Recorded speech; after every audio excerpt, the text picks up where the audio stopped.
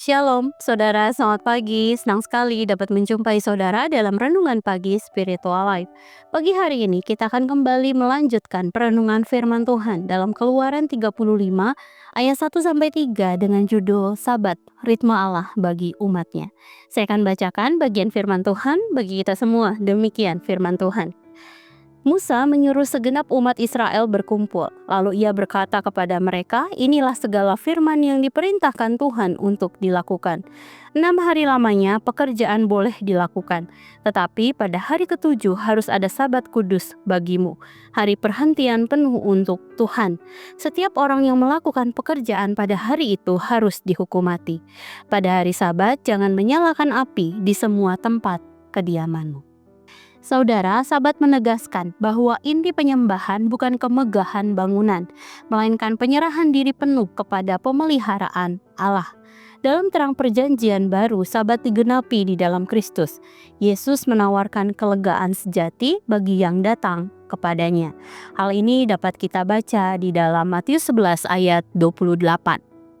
Setelah perjanjian diperbaharui di Gunung Sinai, Musa mengumpulkan seluruh umat Israel untuk menyampaikan kembali firman Tuhan, dan hal ini dapat kita lihat di dalam Keluaran 35 ayat 1.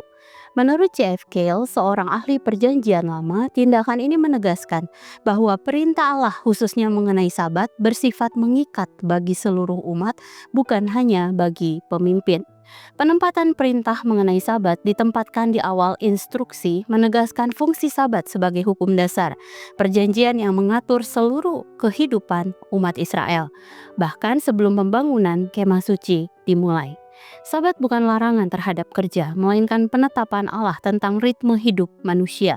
6 hari bekerja dan 1 hari dikuduskan sepenuhnya bagi Tuhan. Hal ini dapat kita lihat di dalam Keluaran 35 ayat 2. Ancaman hukuman atas pelanggaran sabat menunjukkan keseriusan hukum ini. Melanggarnya berarti menolak otoritas Allah sebagai pencipta dan raja umat perjanjian.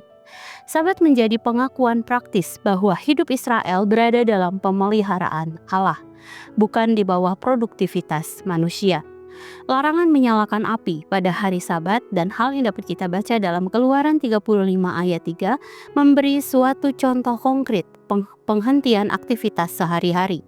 Perintah tentang Sabat berakar dalam 10 hukum Taurat dalam Keluaran 20 ayat 8 yang menjadi puncak penghormatan kepada Allah. Sabat menjadi ciri khas rohani bangsa Israel yang membedakan dengan pola ibadah bangsa-bangsa lainnya.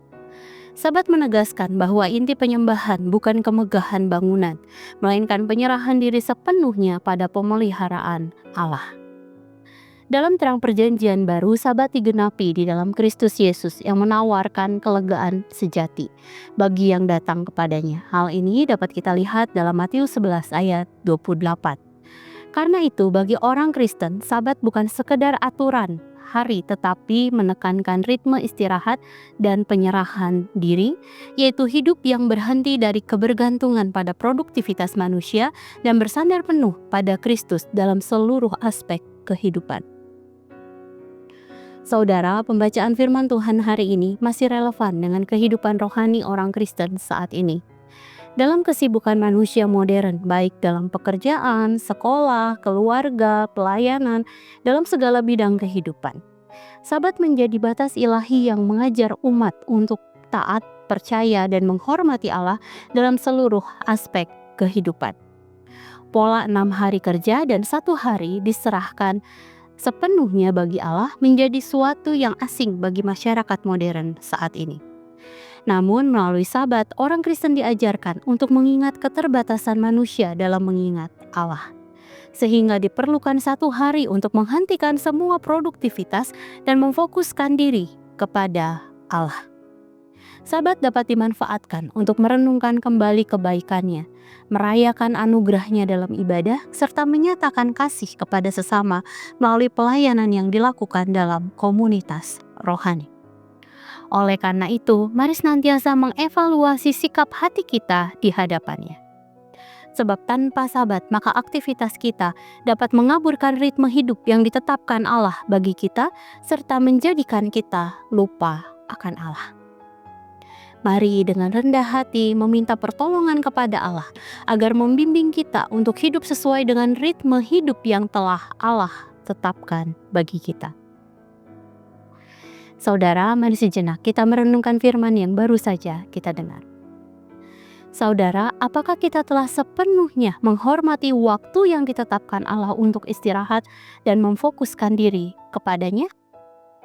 Kiranya Allah menolong kita untuk hidup setia dalam ritme yang telah Ia tetapkan, sehingga melalui kelegaan di dalam Kristus hidup kita memuliakan Dia.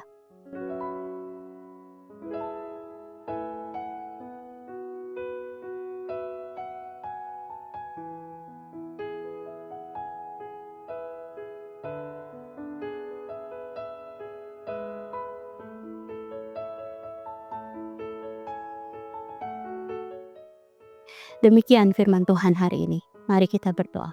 Bapa, kami sungguh mengucap syukur, kami sungguh berterima kasih untuk firman yang kembali mengingatkan kami Tuhan akan ritme kehidupan yang sudah Allah tetapkan bagi setiap kami. Mari di dalam keterbatasan kami, ajar kami untuk taat, untuk kami bisa dengan bijaksana mengatur waktu Tuhan, untuk dengan bijaksana kami tidak hanya bekerja Tuhan, tetapi juga kami memiliki waktu pribadi dengan Engkau Tuhan. Kami memiliki waktu di mana kami menyerahkan kehidupan kami beristirahat di dalam Engkau Tuhan. Engkaulah sumber kekuatan kami, Engkaulah sumber penghiburan dalam hidup kami.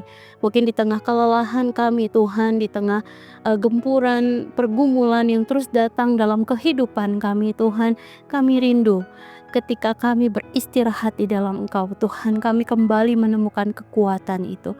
Kami kembali menemukan penghiburan itu di dalam Engkau. Kami menemukan sukacita sejati itu di dalam Engkau Tuhan, sehingga kami tetap bisa fokus di dalam melakukan segala sesuatu yang kami kerjakan di dalam hidup kami. Terima kasih Tuhan. Nah, sebentar kami akan menjalani hari ini. Kami mau serahkan hari ini dalam tangan kasih-Mu, biar Allah saja yang menolong kami di dalam segala sesuatu yang kami kerjakan. Terima kasih Tuhan.